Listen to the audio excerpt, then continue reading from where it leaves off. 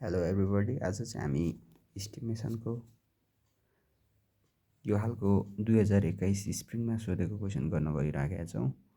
यो चाहिँ त्यो एउटा ब्रदरले गर्नुभएको थियो। त्यो क्वेसन चाहिँ म थम्बनेलमा हालिदिन्छु। त्यो चाहिँ रङ गरिदिनु भएको रहेछ। कहाँ छ भने सेन्टर लेन्थमा।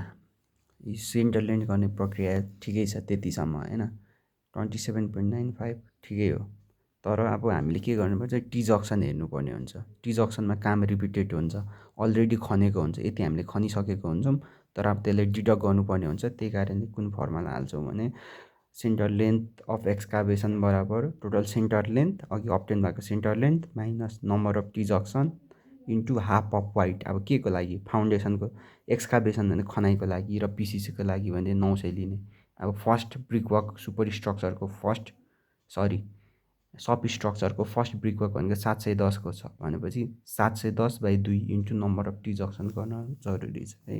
त्यसरी नै गर्यो। सेन्टर लेन्थ अफ एक्सकाभेसन गर्यो 27.05 अनि सेन्टर लेन्थ अफ पिसिसी यसरी गयो। Centre length of super structure जिके, सुपर स्ट्रक्चर भनेको माथिको ब्रिकको। अनि यहाँ डिस्क्रिप्सन छ। It's a correct solution.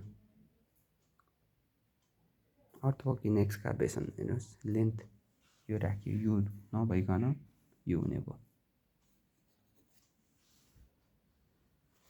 चौडाइ त्यही छ 0.9, हाइट 1 मा छ, ग्राउन्ड लेभलसम्मको हाइट।